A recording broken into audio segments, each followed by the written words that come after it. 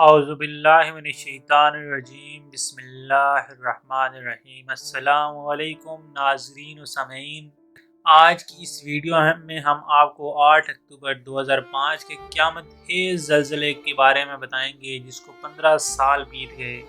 ہم آپ کو ڈیٹیل سے بتائیں گے کہ یہ زلزلہ جب آیا تو اس نے کون سی قیامت خیزیاں برپا کی اور پیچھے کیا کیا یادگاریں چھوڑ گیا۔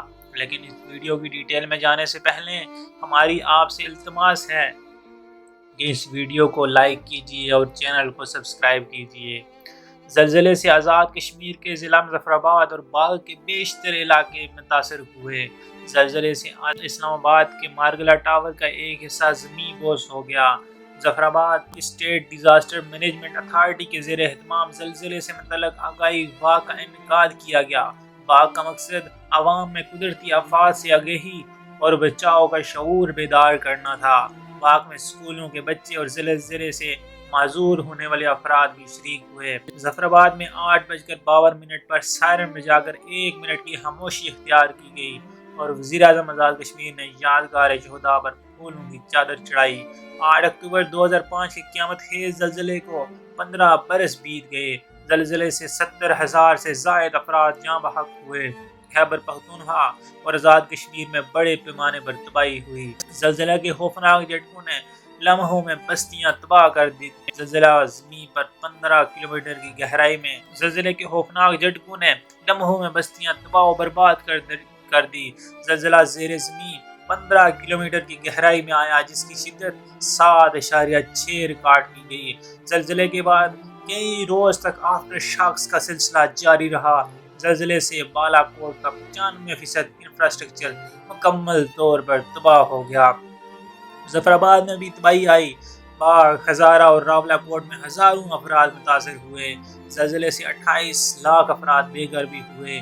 اس زلزلے میں 70,000 سے زائد افراد جاں بحق ہوئے اور ہزاروں زخمی ہوئے، جبکہ کئی علاقے مکمل طور پر صفحۂ ہستی سے مٹ گئے۔ صبح 8:52 پر رمضان المبارک کے مہینے میں باغ، مظفر آباد، وادی نیلم، چکوٹھی اور دیگر علاقوں میں 7.6 شدت کا قیامت خیز زلزلہ آیا، جس میں خیبر پختونخوا، جو اس وقت سرحد کہلاتا تھا، کی 10 سے زائد تحصیلیں صفحۂ ہستی سے مٹ گئیں۔ زلزلے کا مرکز وفاقی دارالحکومت اسلام آباد سے 95 کلومیٹر دور اٹک اور ہزارہ ڈویژن کے درمیان تھا۔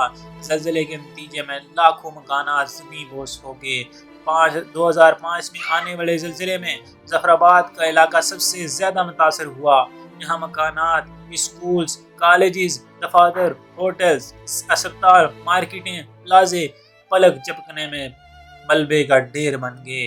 اس علاقے میں 50,000 سے زائد افراد جاں بحق اور ہزاروں زخمی ہوئے، جبکہ 5 لاکھ افراد بے گھر ہوئے۔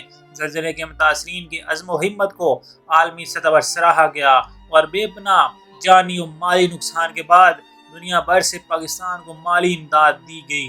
خادم الحرمین شریفین شاہ عبداللہ بن عبدالعزیز کی اپیل پر سعودی عرب نے 350 ملین سعودی ریال کے علاوہ 2,000 ٹن روزمرہ استعمال کی اشیاء پاکستان کے زلزلہ متاثرین کے لیے بھجوائی۔ اللہ رب العزت سے دعا ہے کہ یا اللہ ہمیں اس طرح کی آفات سے بچا، اور جو لوگ اس زلزلے سے متاثر ہوئے جلد از جلد ان کی مکانات کی تکمیل میں ان کی غیبی مدد فرما۔ آمین ثم آمین۔ ہماری آپ سے التماس ہے